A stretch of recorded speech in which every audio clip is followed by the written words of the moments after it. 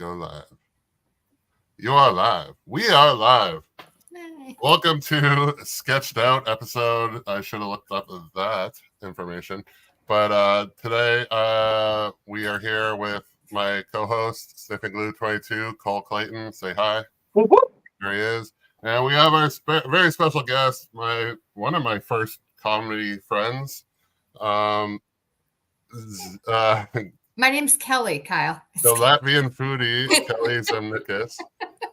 No relation to. Yeah, way to botch the first name. No, I didn't stop. There was more. You were taking a breath between words. Gotcha. Fuck that. It wasn't a period. It was a fucking. Anyway. Usually I open, for the record. He wanted to open this week, so. Yeah. And then I didn't want to be cut off mid-opening. Son of a bitch. All right. The Latvian foodie, my countryman, my other countryman, almost, my Baltic sister. Yes. Kelly Zemnickis. How are you? I'm okay. We're gonna go with I'm okay. It's been a week that never seems to be ending. Because we're what day is it? Wednesday? I believe it is Wednesday. It's one of them days. Yeah. So it's Wednesday, Thursday, Saturday. Yeah. Right. It's one of those days of the week. It's hump day. You're over the hump. It's only good from now on. So, Kelly, I think we've met before. Like, I know, nice to formally meet you. But I think during COVID, we were on a handful of those open mics, the Zoom mics. Absolutely. So, yeah, definitely would have crossed paths. Right. You're like, I don't remember. I want to say I've seen you definitely on one of those mics. I think so. Maybe it's like an intro through Dino. Probably. Well, actually, no, because I didn't meet Dino until like maybe 2 years ago. And I want to say I was still living with my baby mama at the time, probably 4 years ago, during like the peak of COVID. When I saw you. I'm really good with faces. I always remember faces, just not names so much. But yeah. I don't think you and I necessarily interacted. You were probably just in the same lineup I was in. So that's possible. That's quite possible. I did a lot of Zoom mics, and I still do. So. I did so many. So many. Kelly did them all like twice, like all of them. It was a really good source for connections. Connection building. Yeah, it was amazing connection building. It continues to be a really great writing room when you don't want to leave, but you still want to try something out. Right. And yeah, it was fun to do something different with comedy. It was just, I dug it. So yeah, isn't that like a weird, timely thing? It's specific to that era of our lives. Because now you look back on it as a comic, you're like, that was ass. That was an ass open mic situation. Because nobody's paying attention. Somebody's got a bird or a dog or a kid just screaming in the background. No, it's we're just trying to get our jokes and exercise our abilities, and nobody gives a fuck. It really became the I'm up show, and nobody else gave a fuck. Nobody's laughing. You might get 4 good little giggles. So I will. It was an interesting moment in time. For sure. It was certainly a moment in time. I will counter that. I've been to so many in-person ass open mics. I mean, that's fair. Yeah, it's open mic. But what I think it did was a really great training ground for just, okay, I'll put on a show fucking anywhere. Now, it's sort of like, is there a space to do a show? Let's do it in the garage. I really don't care now.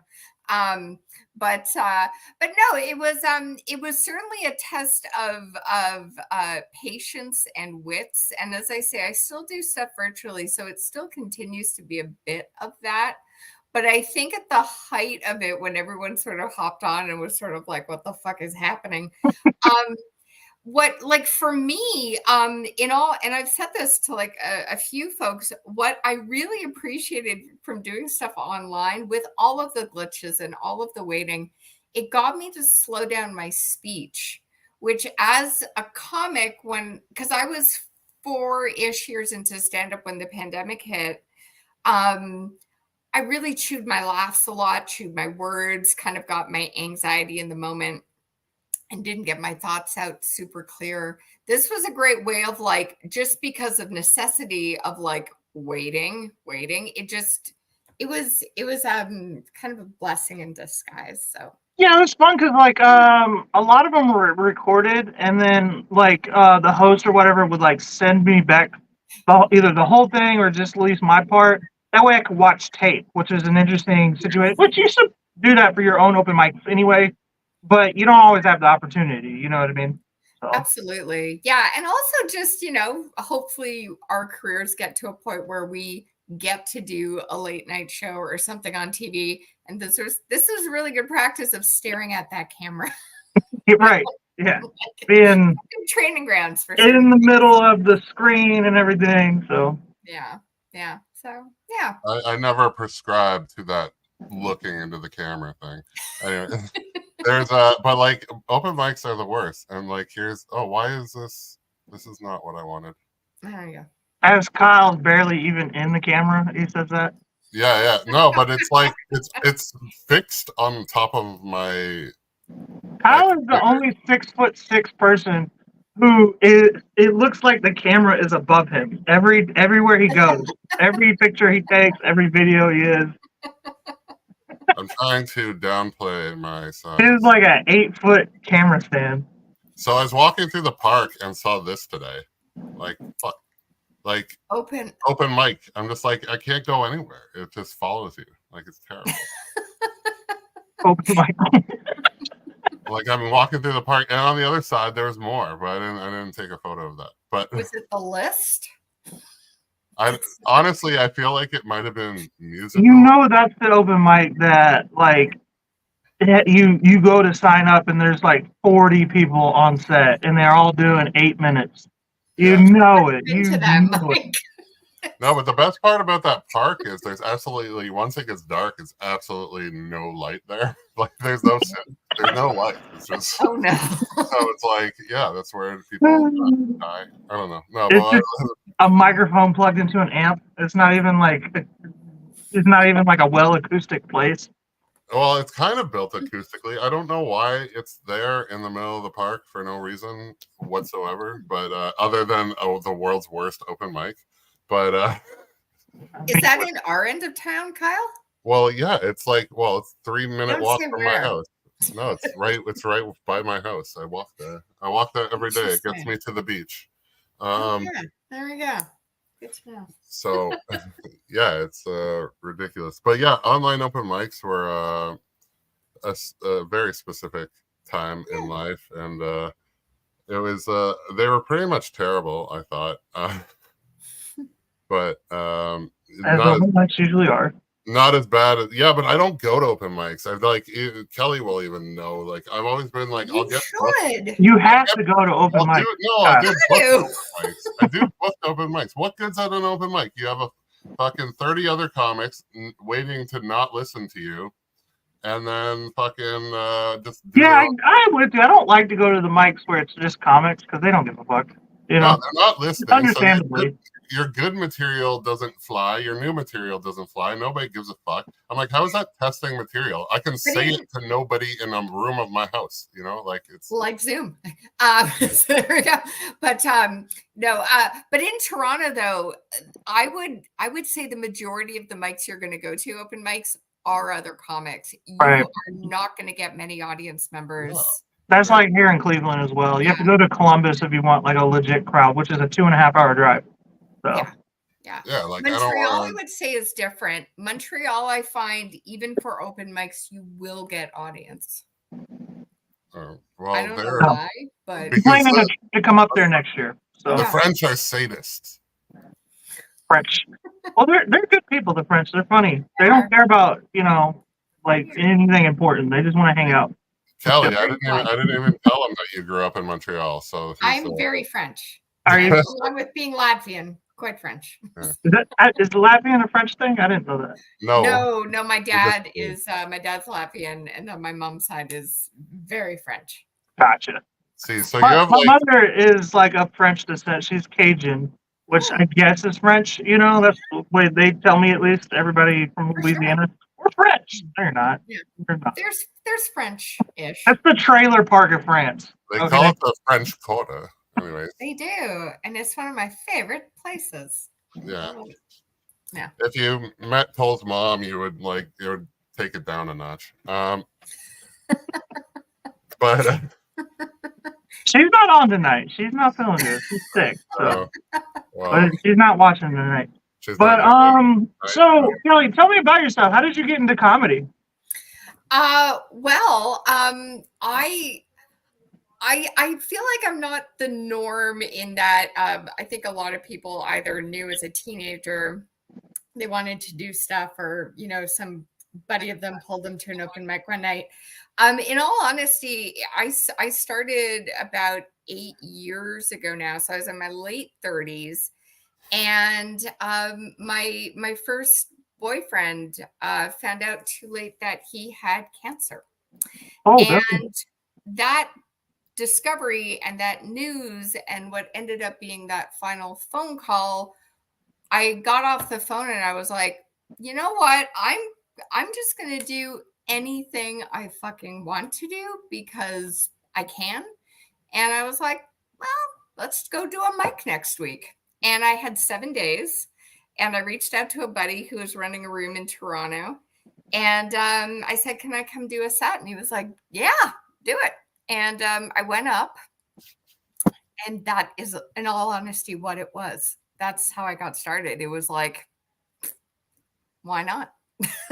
What do I have to lose? It's actually very beautiful. Like, that's a great origin story. It's like way better than the Mrs. Mabel show. You know what I mean? Like that's you need to write that down, because like that would make a great like autobiography. You know what I mean? It's certainly something that, like, to be quite honest, maybe about 5 years before James found out he was sick, whenever I went to a club, because like I got my start in comedy as a technician back in the 1990s at clubs. I was like, as a teen, I was setting up rooms and running the lights and the sound and just being a stage manager, basically.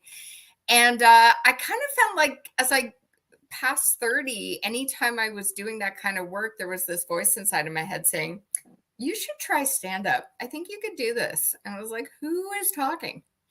And one of the voices in your head that we all have, all us comics. And then unfortunately he got sick, and it was just far too late in the game. He was fully into stage 4. And yeah, I often wonder, had he not gotten sick, would I ever have listened to that inner voice in my head? So yeah, it's kind of a peculiar beginning. But when I did the mic a week later and I got on the stage, having never ever done that before in my life, I will say to you, I had this feeling of, man, I've missed this, which was weird because I'd never done it. So it was weird. I get what you're saying, though. It's almost like it was something that was like you were craving in your soul, almost. You know what I mean? So I think so, because I had watched so many years of it. So many years of it. And I was a kid that would stay up late to watch Letterman or The Tonight Show or Evening at the Improv on Annie. So clearly there was something that I was drawn to, but I just never thought I had any business doing that. I get that, because when I was little, my mom used to watch the original Kings of Comedy, and I would like sneak into the room and like watch like underneath like have my stick my head around the hallway. You know what I mean? Where I wasn't supposed to watch it, like in the middle of the night, and I just was watching it, not really even understanding most of the jokes. Right. But I just always kind of felt like I wanted to be an entertainer. So I get you completely.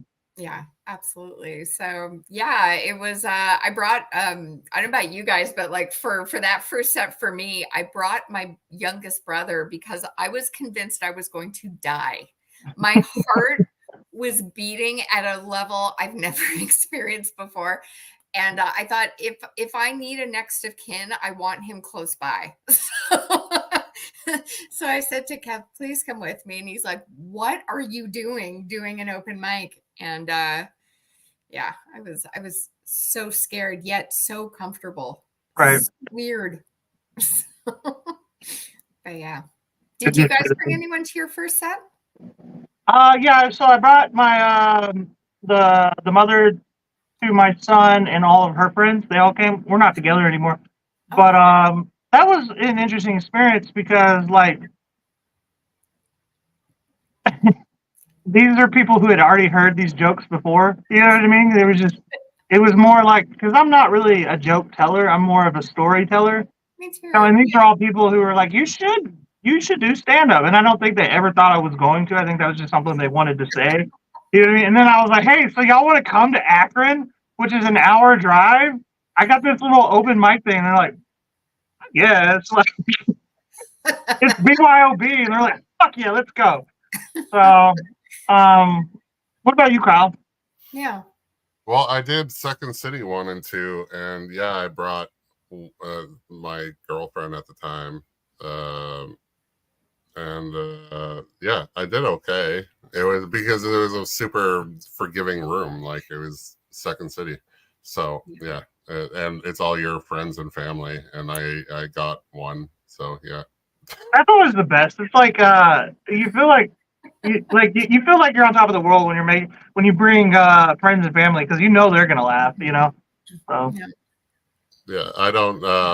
Yeah, it was good. I didn't no, I like got high off of it, and I'm like, oh shit, this is a thing now.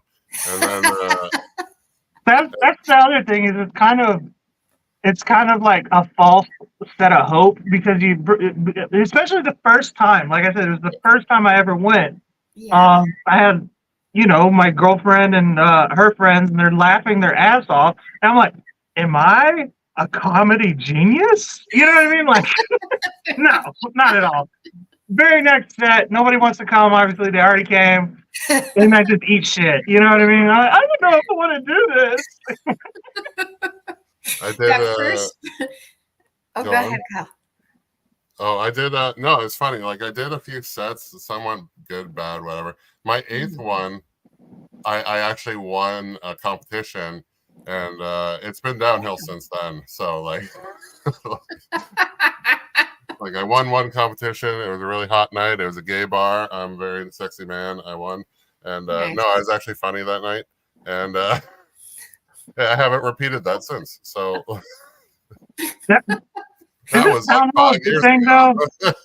Sounds good. You mean you're using gravity to your advantage, right? Yeah. Exactly. Yeah. That first year, I was so, kind of feeling like this is my first time swimming. I did like one mic a month, and I was very proud of myself. I was like, okay, now we're going to do this in February. Right.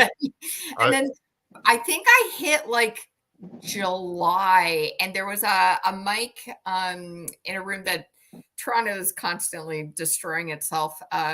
So the room and the street doesn't exist anymore, actually. But I was at this place called the Central, and a comic came up to me who had seen me a couple of times before in one of my monthly appearances, and he was like, "Keep doing this, and you're going to find this gets a lot easier, and you're going to get better." And it was very nice of this person who I didn't know to say that to me. So that was kind of dope. But yeah, I think that first year, I think I only did like 10 sets. No, like that's no, like it's funny. It's annoying to me when I say I'm a stand-up and people are like, how many times do you get out in a week? And I'm like, slow down. How many times do I get out in a year? I'm like anybody with a solid like work ethic for going to open mics and shit will do more sets than I've done in my entire career in like, a good 4 or 5 months. But yeah. Well, now it's like I try, like 4 is good for me. Just with I am also a documentary filmmaker, and I do some other things. So I'm cool. like 4 is good. 4 is great if I can do that. So. Hey, I think that's what broke me and my baby mama up, because that we broke up about a year after I got into comedy, and I was going to like 2 a night. So, like, you know what I mean? So, like, I had to learn how to curb my enthusiasm. So, I haven't done comedy this year, I think. So, I mean, think I it was haven't either. I'm doing all content creation now, but Yeah. I've kind of moved on to this and acting, Yeah. so it just Yeah, well, it's like any way to get your art out there, whether you're doing content creation on something like this or like you're doing stuff on YouTube or TikTok or whatever. It's just getting yourself out there because I don't know. I kind of feel like post-pandemic, it's even more so fend for yourself in terms of getting your Right. name out there. and it's So, almost like internet based. Everything has a base on the internet, you know. So, yeah. I am with it's funny with comedy or like with acting. So I beat how much I made in acting. I've made more in acting than I ever had in comedy, and that was like my second job. So Nice. like fuck that. I don't think if I did all the math, I don't think I'm over $1,000 in comedy. Like that's fucking. And at the time, sure as fuck not. And it's silly how stupid comedy and money don't actually like complement. it's a hard job. I'll go. I used to drive an hour there, an hour back, so 2 hours, and then wait an hour to be on stage, do 15 Right. minutes, and get paid $25, and thought I made it. You know what I mean? Like This show only my head, cost I'm me like, I just got $15. paid $25 for 15 minutes. Right. Like, no, you didn't. Yeah. You know what I mean? It's tough. So, how did you start? How did you get into sketch comedy specifically? Like, what opened that door up for you? Yeah, so sketch, again, because like I started back in the 90s here in Toronto when, improv and sketch with like Kids in the Hall or, going back a little bit, SCTV, but especially Kids in the Hall in the 90s. That was like that was a vibe for sure. So I really and I was doing tech for like improv shows.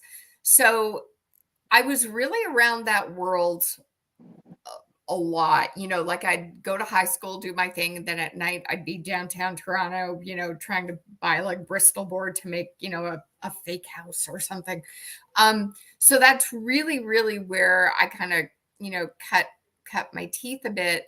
And then around the end, or maybe like the end of the 90s, like going into the 2000s, I got an idea. There was a series called Inside the Actors Studio on Bravo, where this guy, James Lipton, would interview, if you've not seen it, he would interview some kind of famous celebrity and do this, like, go through their career and ask, these questions at the end. And I got this idea to do Inside the Out of Work Actors Studio. And I called a buddy of mine and I was like, what if we did an improv sketch show where we had improvisers pretending to be these failed actors and we interviewed them and we like shot a fake demo reel. And instead of being James Lipton, you were James Tetley, which is kind of a tea joke. And so I did it with this guy, Kerry Griffin, and my buddy, Paul Coster. And we did that, I think, from like, I want to say 99 to maybe 2004 at Second City and at a club called Bad Dog Theater, which is in its old incarnation was on the Danforth here in Toronto. And that was such a fucking blast. I loved it. And like most of the clips that I was in on that show and sketch stuff are on VHS from that show. So I can't share any of those moments with you guys. And I did look on YouTube to see if anyone had put anything on there. VHS. For Cole, that's what we watched movies on before DVD. So, It's okay. I just had to explain to my kid what a DVD was. that's fair. It's funny too. I had to explain CDs and DVDs in the same sentence because there's a button on my car because I have an 09 car. And he's like, what's CD? What does that mean? I'm like, it's like a disc. You know, like a DVD? He's like, no. And I'm like, shit. Well, even just the phrase like "hang up the phone," Yeah, Right. there's nothing to hang up. Yeah. Fucking, I have a brother who's about to be 16 years old, and probably 6 years ago, like he was like, why are the phone icons on the phones the shape of only the phones in the hotels? And I was like, huh? He's like, yeah, that's the only phone I've ever seen like that. I'm like, no, that's what a phone used to look like, dumbass. Like, oh yeah, man. yeah. that's what everybody's phone used to. Because he grew up in an era. He's 16 now. I think he was Yeah. 10 at the time, which makes Mhm. me a dick because I'm 30. You know what I mean? So I was like 24 at the time. There's a big gap between Yeah. children age with my mom. But Yeah. No, I heard that. Like, if you ask them, "Oh, show mime answering the phone," and we would do this, and Yeah, they which just is do this. wrong. They just Yeah. do this, and it's just You like, really should just do that. Any that's improv so. teacher would. yeah, poo-poo you everybody for gets this. that. Come on. No, they don't. They don't. That's the problem. They Yeah. don't. That's not what a phone looks like apparently anymore. I mean, nowadays you have to like when you hang up on somebody you want like. You can't slam You're a phone. mad. You have to just slam your phone down for no reason. They don't hear it. You know what I mean? Because you have to hit the button first, and then, which is all for you at that point. You know what I mean? Like, Yeah, it's like slamming down Canadian money like on a bar. Like if you had like an old like paper bill, you could just like, and ours is plastic, so it just poops. It just, ooh, your money's plastic.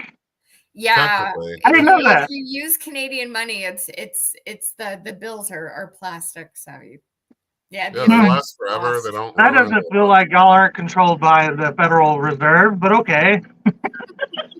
I'm not gonna get into that today. Now you just angrily Venmo someone money. So there you go. Right.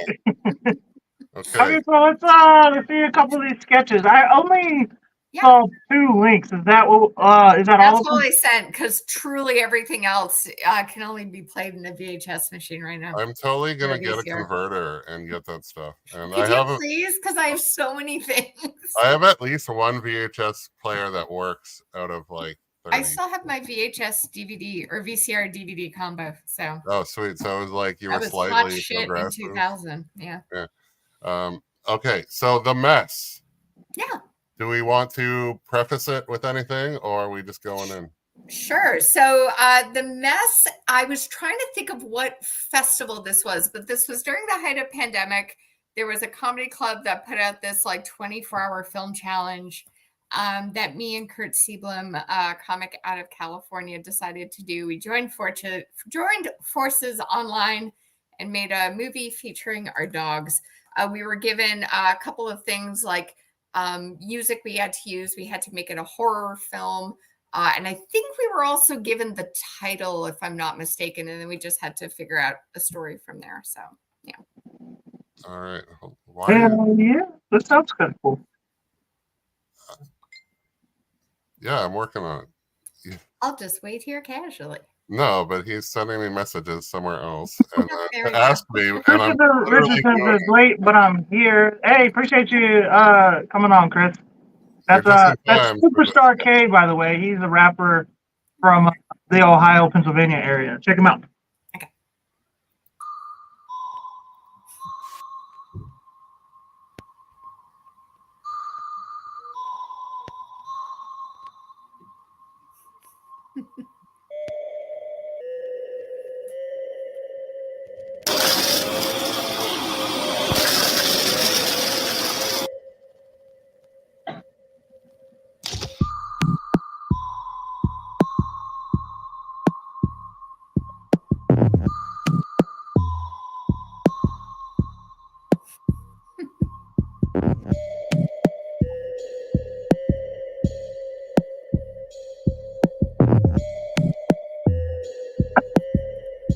Ah, off the carpet.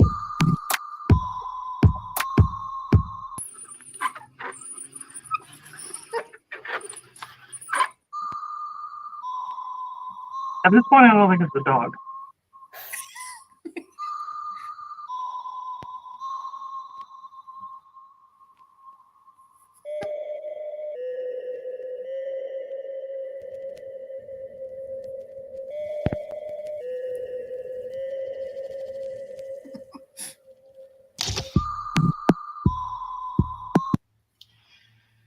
think it's time to get rid of the vacuum.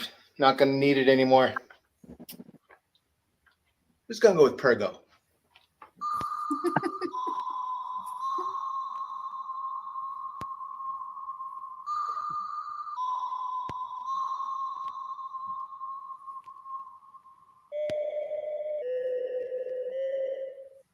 You had a whole team doing that one then. We did.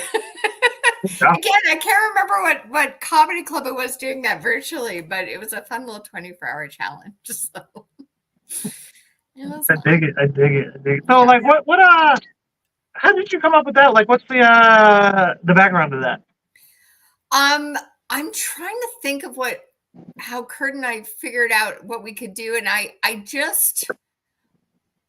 of got stuck on how freaked out my dog, and I think most dogs are, with when the vacuum goes on. Like, my dog loses my dog's Dolly, his is Polly, and I like that idea of like that being the crux of like the horror was this vacuum coming out. So I think that's what I pitched initially, and then we decided to make it silent and just have it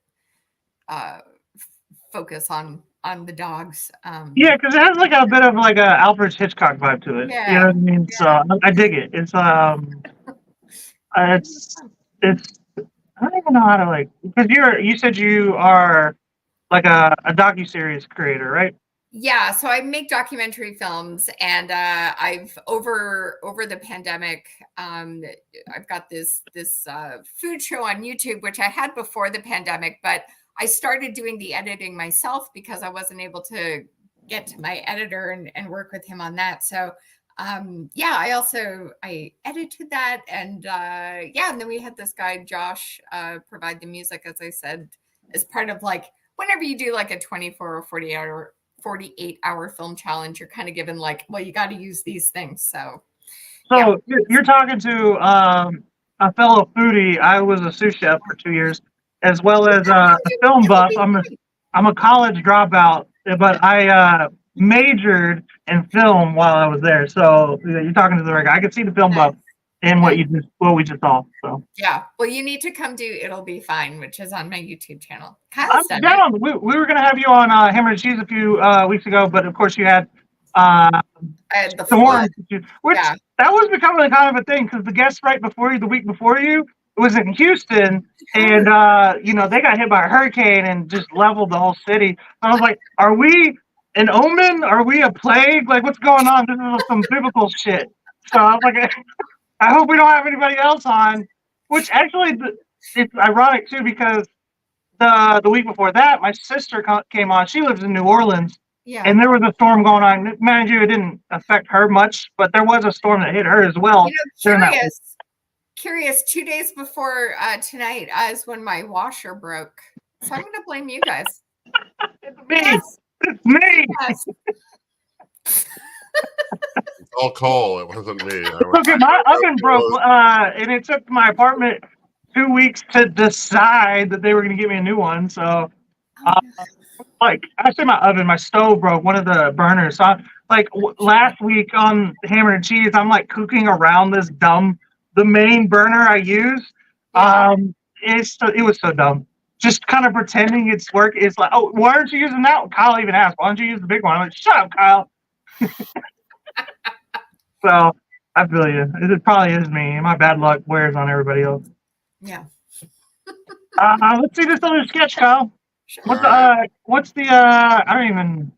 What's the relevant or not? Relevant or not, which was a collaborative effort amongst a lot of comics from all across North America. Again, during pandemic days, made use of the funny friends I found. So yeah. Here we go. Can't wait. Mm-hmm. The Relevant or Not podcast is brought to you by Google. Obviously, I'm Google. I know. What? Can you full screen the YouTube? Okay. Everything. Before we get to our special guest today, let's introduce all of these nobodies who are still here for some reason. I'm Yahoo, and I'm fun. Calm down. Bing is here too. I don't know why. Bing is here. Welcome, everyone. I brought agendas for our podcast today. Please check your Microsoft 365 email folder. Our first guest tonight is the grandpa of the internet who served up everything we needed to know on a silver platter back in the 90s, direct from his home in London, England. It's Jeeves. Ask Jeeves whatever your heart desires. It's so good to be working again. I recall that time when No. You don't need to work here, Jeeves. You're old. I mean, you're an old friend, and we wanted to see if you were still relevant. Or not. Definitely not. When they changed Ask Jeeves to Ask.com, they forced you into retirement, did they not? Oh, that? It was a mere misunderstanding, old chap. Oh, you got to retire? How fun! Did you go to Disney World? Jesus Christ, what drugs are you smoking over there? It's the exclamation point, Bing. It's not the drugs, it's the punctuation. Anyway, Jeeves, they didn't need a butler anymore, so they fired you, right? A butler, my dear? Oh, no. I was a valet of the internet. According to the 4 million pages of search results that I have, a butler is above a valet. You just demoted yourself. I have 4 million pages of search results too. What? No, that can't be. Let me ask myself. Apparently, young Google is correct. Anyway, we brought in 2 special people from your past to surprise you. Is it Netscape? No, we need to play the clip first. I didn't say Clippy. Is it Napster? Is it Bing Music? No! Wait, you guys have that? Oh, wait. It looks like our special guest's card catalog and encyclopedia won't be joining us today after all. Apparently they couldn't log in on their rotary phone. Now, when can I start working? Is this Zoom box my new cubicle? I put pictures of unicorns up in mine. I have a vast collection of copyright-cleared landscape photos in mine. Shut up!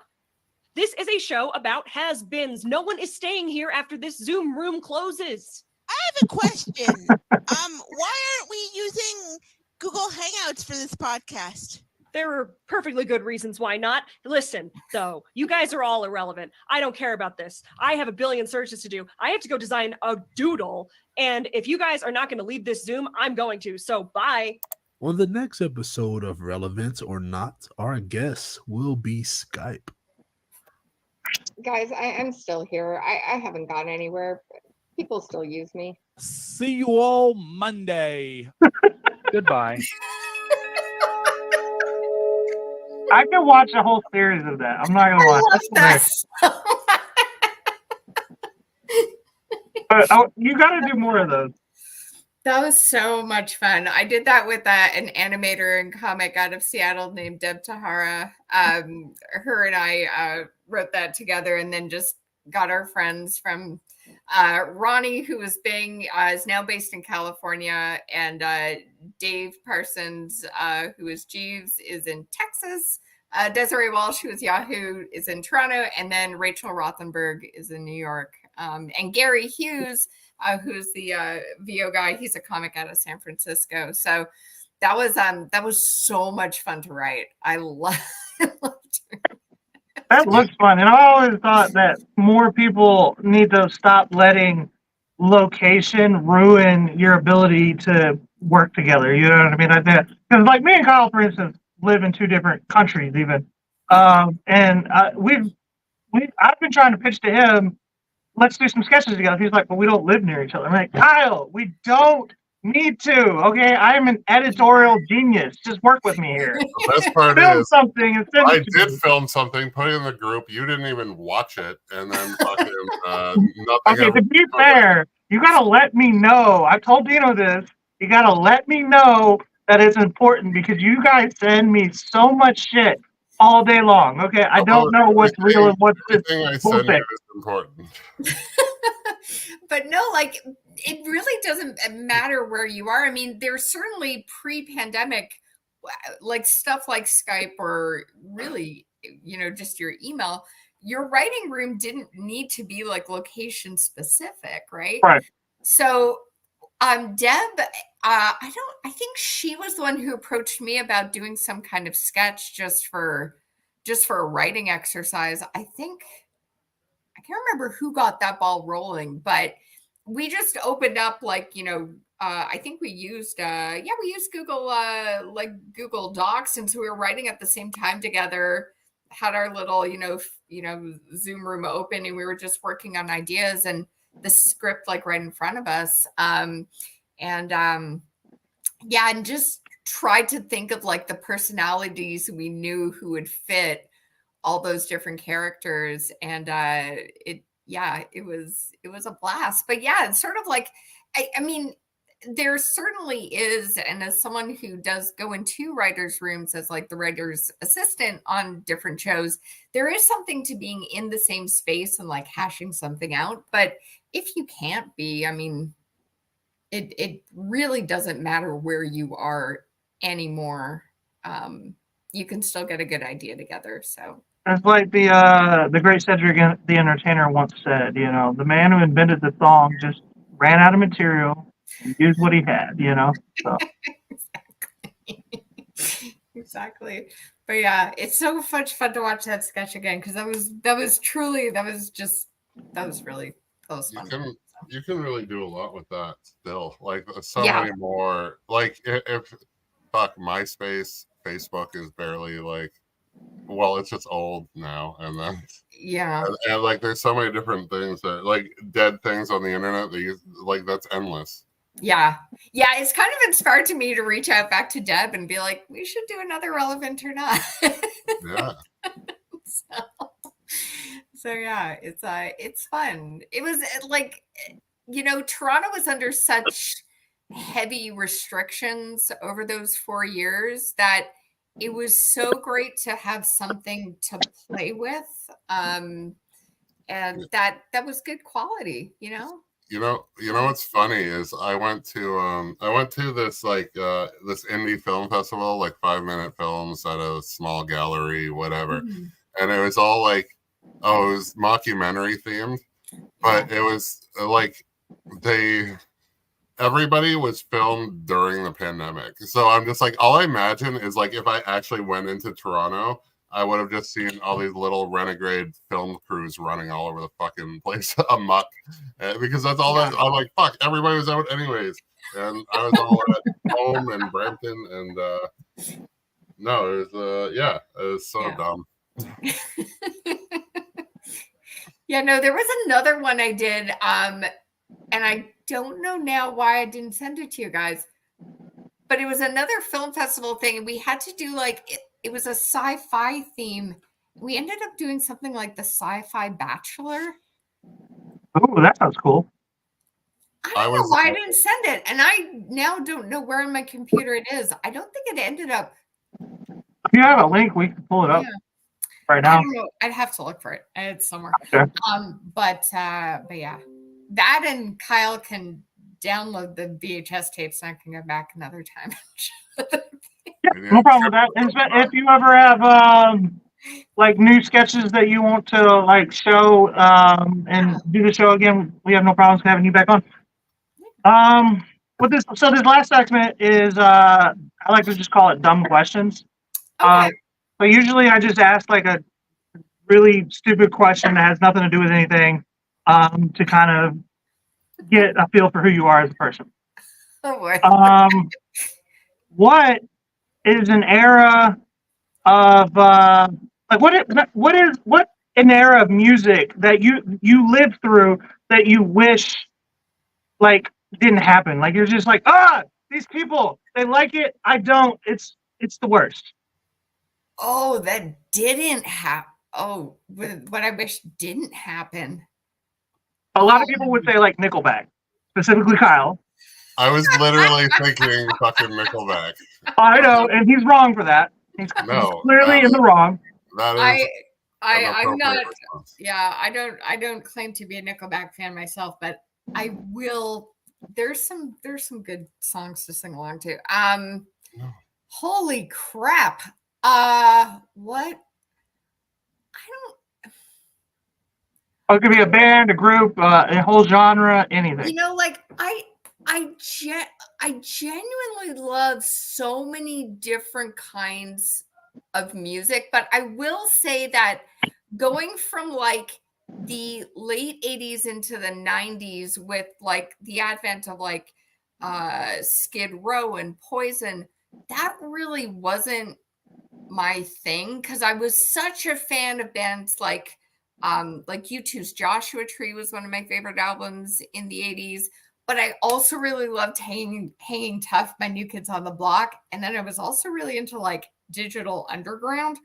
Okay. So this niche of like these hair metal bands and this like, you know, this like power rock and this heavy metal stuff just really wasn't my thing, but I dug grunge, which sort of made like Skid Row and Poison like Right, which is why you don't like hair metal, because there's something.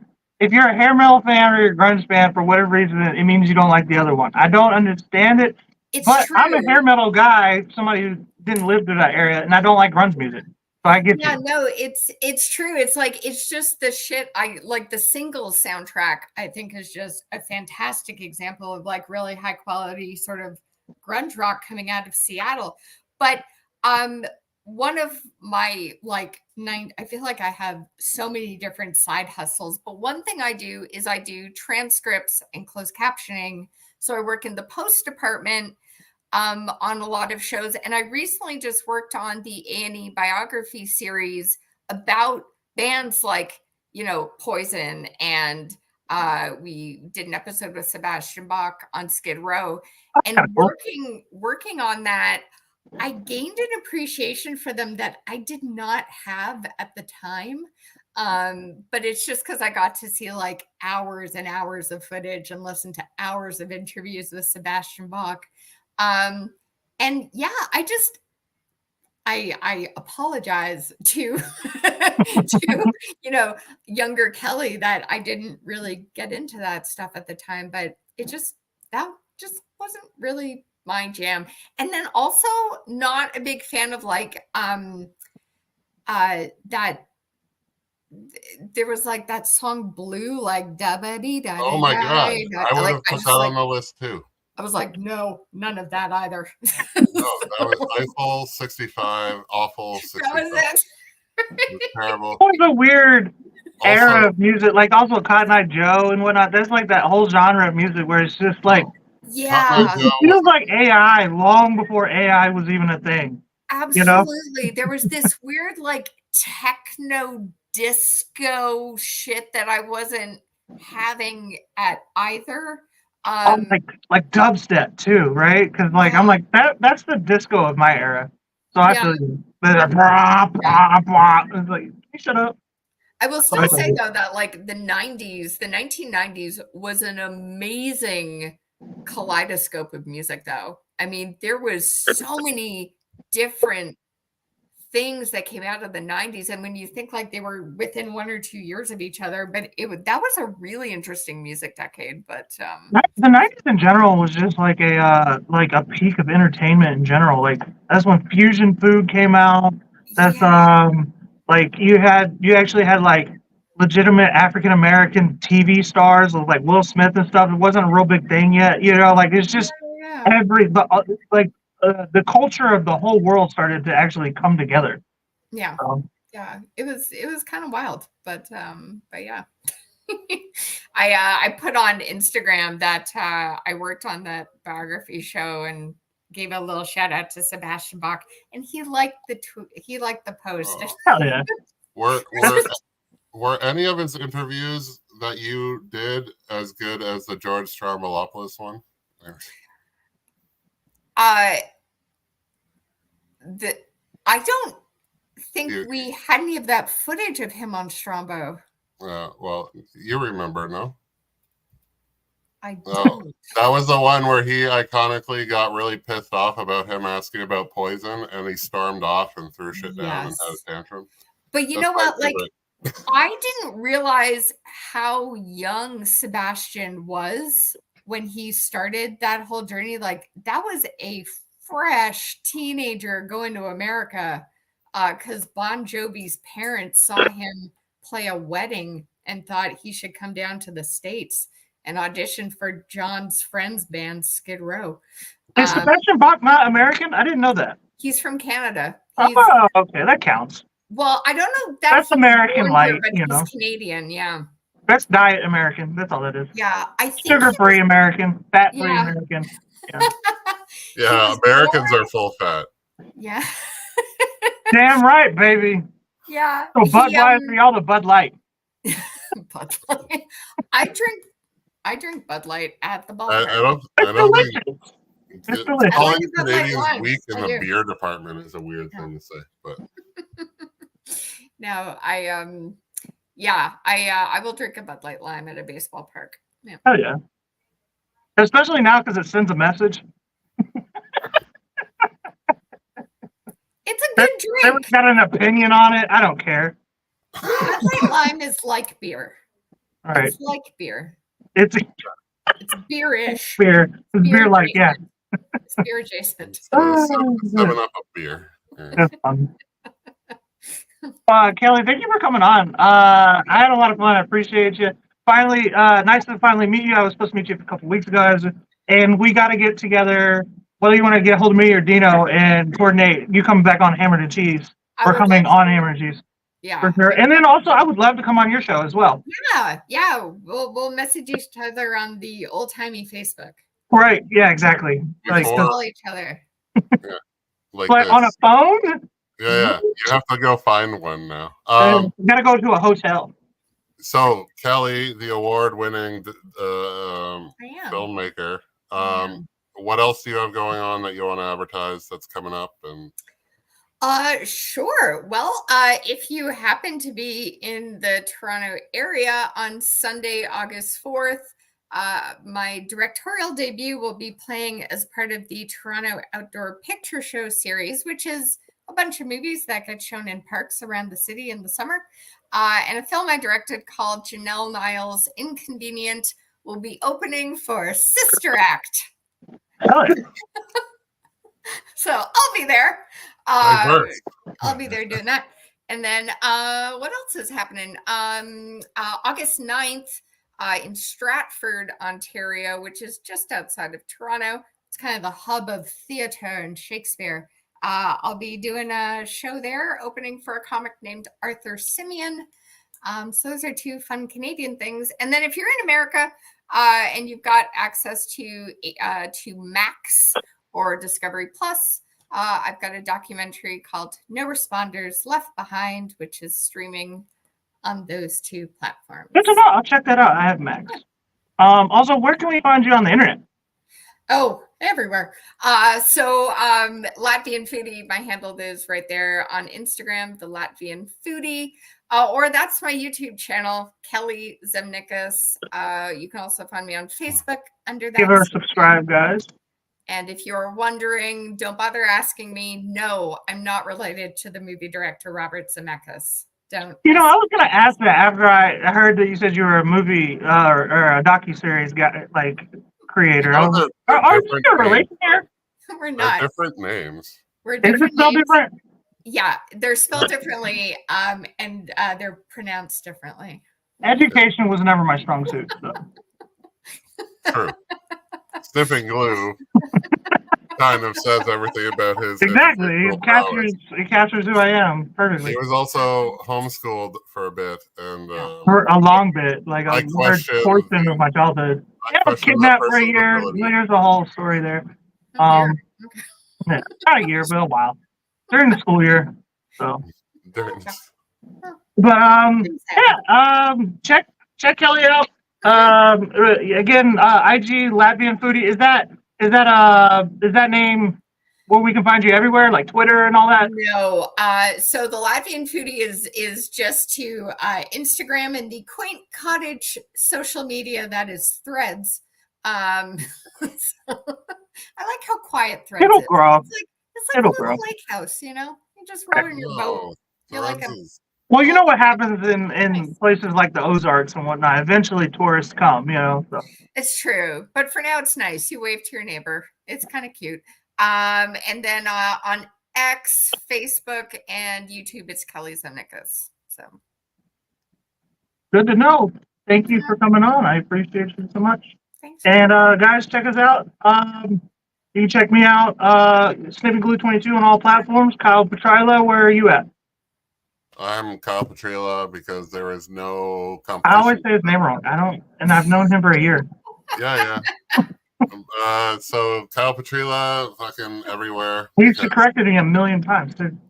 And I know as soon as it falls out of my mouth, I'm like, that was wrong, but I don't care at this point. No, and I've given up on. I have no hope for you. So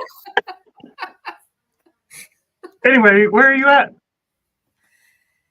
what do you mean, Kyle Petrila? Fucking everywhere. Instagram, Everywhere. Gotcha. TikTok.